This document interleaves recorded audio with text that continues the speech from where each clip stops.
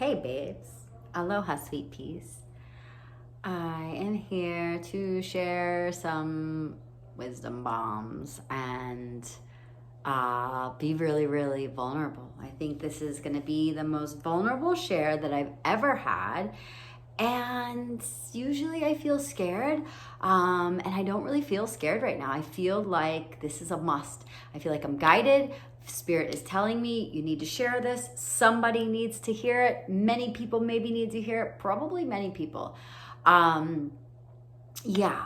So I'm gonna go for it. And there really is no shame in my game because who I am today is not who I was. And I've had a lot of forgiveness. And this is what the world needs. The world needs radical forgiveness for each other and for ourselves. There's a lot of miscommunication and mistreatment amongst each other, ourselves, and the planet. So forgiveness is what's up. Yeah. So first of all, I just want to start off by sharing that I have been going inward. I'm very social. I like to be around people. I like to give and do, and I've really just been being a lot lately. I lost one of my dearest friends for many, many years, 20-something years in February, and then her body has left the earth. And then I've lost other friends that their bodies are still here, just the relationships dissolved. And that's been very difficult. I think it's been a theme for many people. A lot of different perspectives, emotions, heightened anger, projections, just a lot of anger. This is, I think, a theme. A lot of anger is arising in the collective. This is fear, fear and anger. So people are falling away from that. I find myself, not really able to be in a frequency of anger. This is something that I've spent many years clearing out of my physical body, of my being. It's been in my lineage and my ancestry, and I work really, really hard to clear it out. So, and it's just hard, losing people is hard. That loss, the death, whether they're actually gone physically or just gone, it's the contraction, the loss, and I've also experienced betrayal. What I call betrayal, what I felt was betrayal, and what I discovered in my going inward process the past few months was that I was actually never betrayed by anyone. The ultimate betrayal was with myself. I betrayed myself because these relationships that dissolved were always meant to be dissolved. I wasn't actually meant to dance within them. And I knew this. My body told me intuitively. I knew energetically something was off, that there was a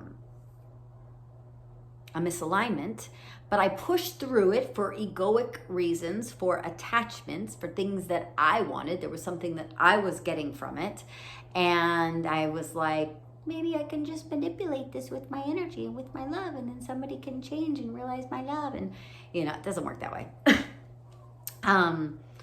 So it was such a great realization. I am not the victim. I'm not betrayed. I betrayed myself. And when you turn this around and see your part in it, you can flip the script and you are in control. So now I'm not the victim anymore. I'm not betrayed. I'm the hero. I now become the hero, and I become the creator, and I can change the narrative. So I'm in my power, because when you're a victim, you're disempowered.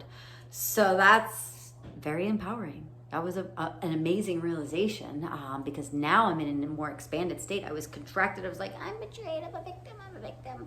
And now I'm like, I am free, and I'm the hero, because I can now listen to my body.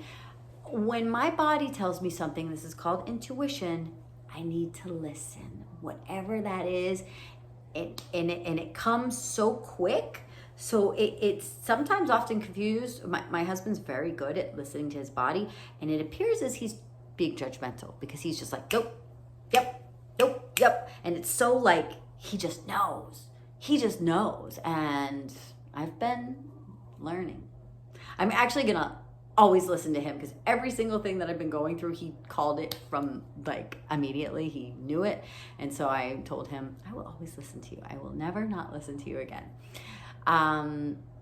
But anyway, coming out on the other side of this death portal, this is what we're all experiencing, is the loss of jobs, of relationships, of homes, and then, you know, the actual physical transitions, which is really, really painful.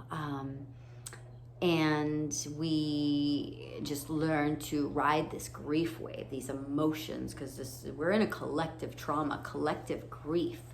And it's not easy to navigate this. And this has been the bulk of my work is guiding others through transcending their emotions, you know, and being with these feelings. And I did not feel my feelings for 20 something years. It was just like, drink an alcohol, take the pill, do the whatever, you know, just like not feel. And now that I've been feeling everything on like an extreme level, because I feel so much, I'm an empath,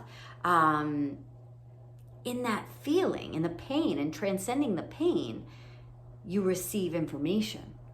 And that's what my experience has been, because I've been feeling a lot of pain since February. And now I want to share this wisdom that's been coming through, because I thought I was having a heart attack. I thought I had to go to the hospital. Like I'm like, this is grief? Wow, this is intense. And you breathe through it, and you have support. I have tools. I have many tools to take care of myself. So yes, I've become very good at surfing, you know, and you know, I think it's Rumi says that you're not, no, he has another one, but there's something in my oracle deck. It says, you're not the wave, you are the ocean. And that's the thing with the wave of the grief wave. It's denial, anger, guilt, depression, and an acceptance. And acceptance is the ocean. So learning to surf, you know, I'm becoming a real good surfer, and acceptance and just landing in the ocean. And this is the dissolution of the emotions, because emotions, thoughts, feelings, they come and go like visitors. And, you know, you don't want them to hang around. You get stuck in that story. It's a looping story. And this becomes the victim consciousness and fear. And this is what a lot of people are experiencing because of trauma. And there's a way out. I promise you, there's a way out. So,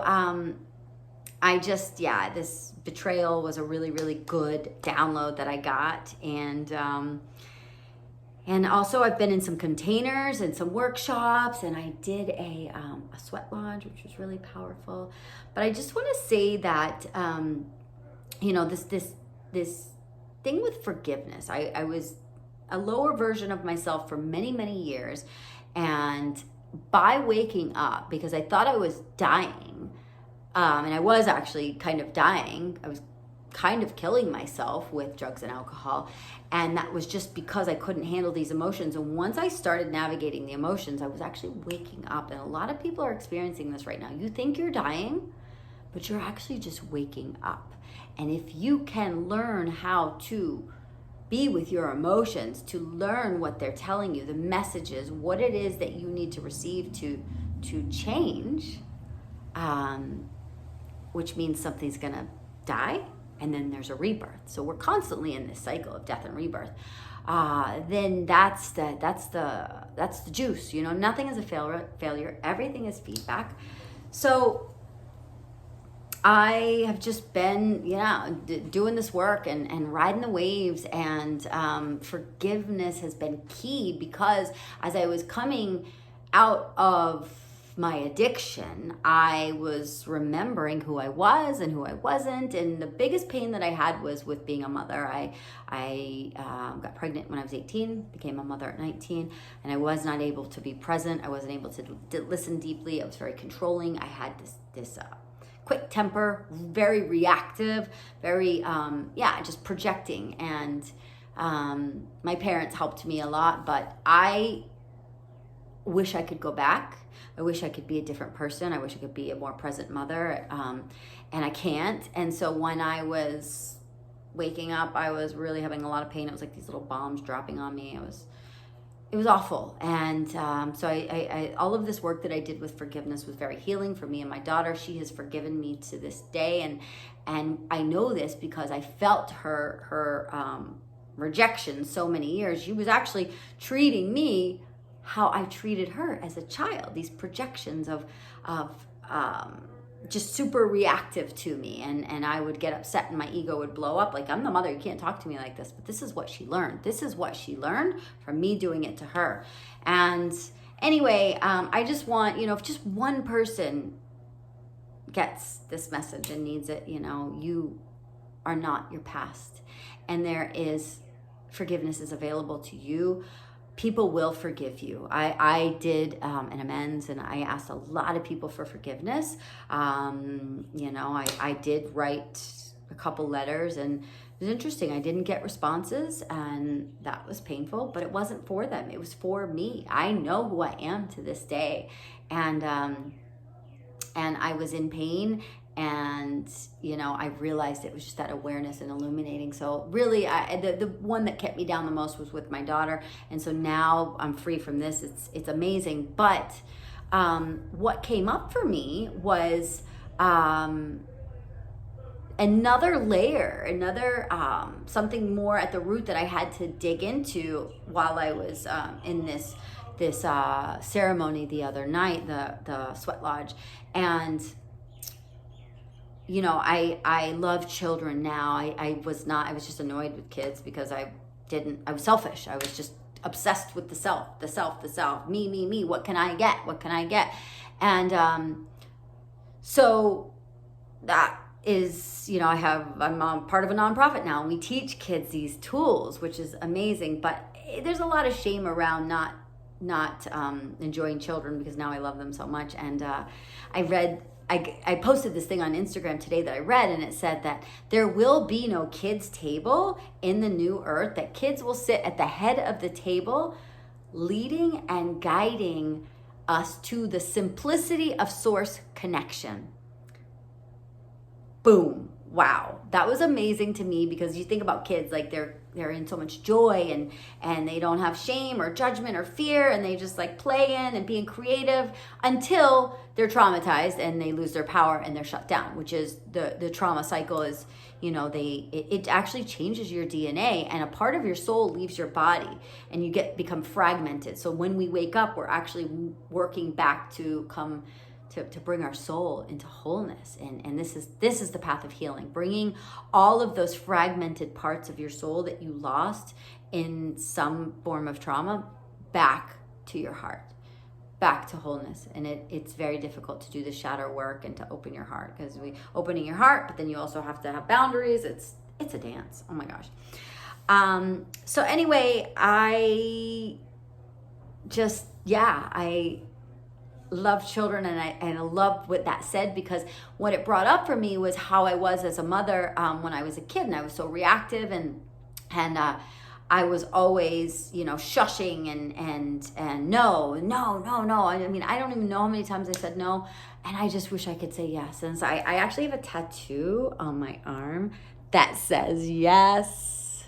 There's so many reasons, but yeah, I said no so many times. Now I say yes to Jess. But anyway, I that is not who I am today. So it's beautiful. And in this sweat lodge, there was children. There was 3 children, 6 years old and 4 years old, and it was really uncomfortable for them. And the facilitator, this beautiful Lakota Indian man, was sharing about how important it is for children to learn to be uncomfortable, because we grow in discomfort. And if they learn it when they're children, and then as they grow up to be adults, they're going to understand that we grow through discomfort. And but they were crying, and they were whining, and they were interrupting, and all these things, and I was getting annoyed, and I was like, I'm just here to heal and go to my heart and get some wisdom and heal my ancestors. I don't want to deal with this. And I felt the judgment coming up, and then I was like, oh, these kids are free. And then I would feel the judgment come up, and then I would forgive and have understanding, and then it would come up again. And it was just this really beautiful process of forgiveness. And my intention was actually to have my heart, the voice of my soul, be the loudest voice that there is. When the voice of my soul talks to me, that's all that I can hear, and I'm gonna listen. And this was the message that I got, was more forgiveness, to forgive myself, another layer. And when what came out on that evening, once I was done and I came home, went to bed, I was like really just softening into forgiving myself and holding myself sweetly, and just loving these children. How amazing it is to parent like this. You know, they talked about it, they coached us through this, that these kids are, they're going to be the creators. They're going to be the artists. They're going to be the leaders, and they don't have people shutting them down and controlling them and being this harsh, angry voice. You know, they're just, they have this, they're shown this tender power. It was beautiful. It was beautiful. It was also beautiful. Everything's beautiful. I'm just so grateful. I'm so grateful for this family. I'm so grateful for my path. I'm so grateful for the wisdom that I've received. I'm grateful for, for the relationships that I've had and what I've learned through them. And, some people that are not in my life, I pray that they make it back, because I love them all, and I feel like we will come back together. I just really felt called to share this today. You're not your past. Forgiveness is here for you. Forgive them, for they know not what they've done. I was asleep. Now I'm awake. And so I don't need to pay the price for that, And I love me some Jesus. And I love everything that Jesus says, and one of the other sermons that he said was, blessed are the gentle ones, for they will occupy the earth. And I love this. This is what compassion, forgiveness, and unconditional love, also known as aloha, this is what it does. It makes us tender and gentle. And we are having a mass awakening now. So more people are discovering this and releasing the pains of the past. You don't need, so many people are addicted to that. It's like, you just feel like you have to hold yourself accountable for so much.